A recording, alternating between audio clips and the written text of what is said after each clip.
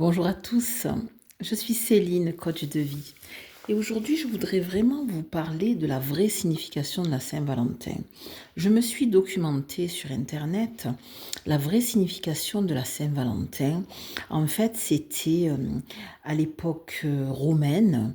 Donc, l'empereur avait interdit à ses soldats de se marier parce qu'il avait remarqué que les soldats, qu'ils étaient mariés ou amoureux, en fait, en couple, mariés ou pas, peu importe, mais à l'époque, c'était beaucoup le mariage.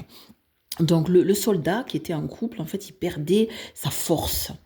Il était moins performant pour faire la guerre, tout simplement.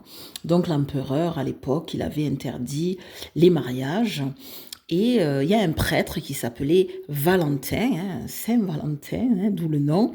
Et le prêtre Valentin, eh bien, en cachette de l'empereur, il avait quand même marié des soldats à leurs compagnes. Et quand l'empereur a su ça, ben, qu'est-ce qu'il a fait? Il a pris la décision de mettre en prison, emprisonner Valentin et de comment dire, le condamner à mort. Voilà, tout simplement. Il n'y avait pas de discussion à l'époque, c'était comme ça.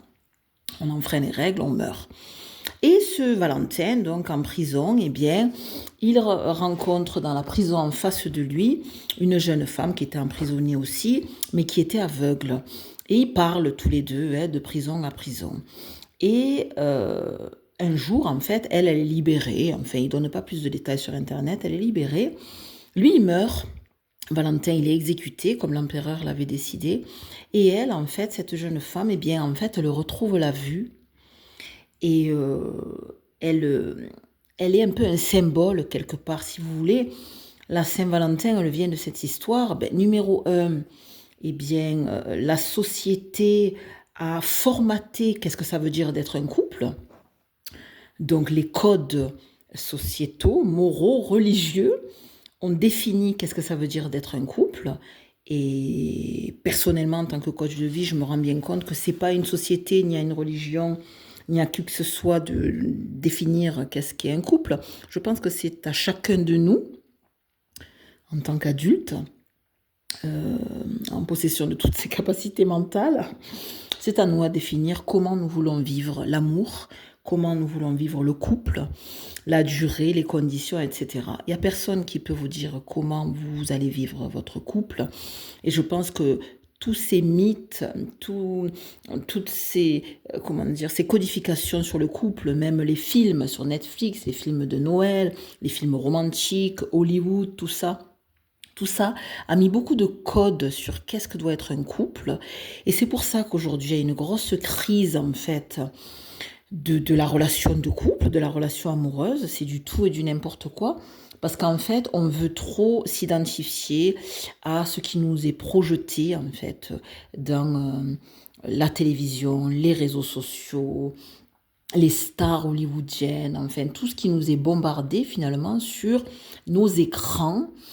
Et avant qu'il y ait les écrans, ben, c'était le monde religieux qui bombardait les codes aussi. Un couple n'avait pas le droit de faire l'amour avant de se marier. Un couple qui se mariait devait respecter l'autorité de l'homme. Enfin, vous voyez, il y a toujours eu, qu'il y ait les ordinateurs ou pas, qu'il y ait les réseaux ou pas, il y a toujours eu comme quelque part des grandes règles à respecter pour être en couple.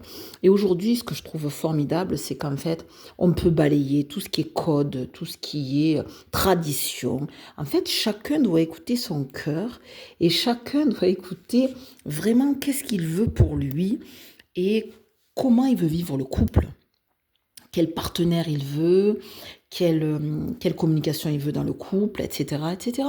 C'est pour ça qu'aujourd'hui, je suis passionnée par mon métier de coach pour transmettre aux gens que c'est à nous de fixer les règles de nos vies. Un adulte responsable, majeur, voilà, il mène sa vie comme il veut. Surtout dans les pays où on a de la chance de pouvoir travailler, de pouvoir se former à des métiers qui nous intéressent. Et je crois qu'il faut qu'on arrête un petit peu de jouer les victimes quelque part.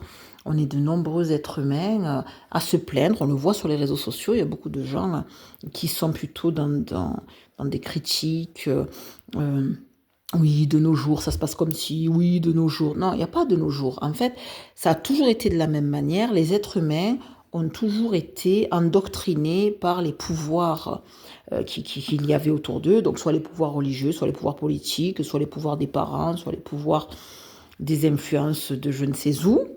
Mais en fait, c'est à nous à casser tout ça et à s'influencer nous-mêmes, à écouter notre cœur, à écouter notre âme, à écouter notre bien-être. Et voilà, en fait, c'est ça.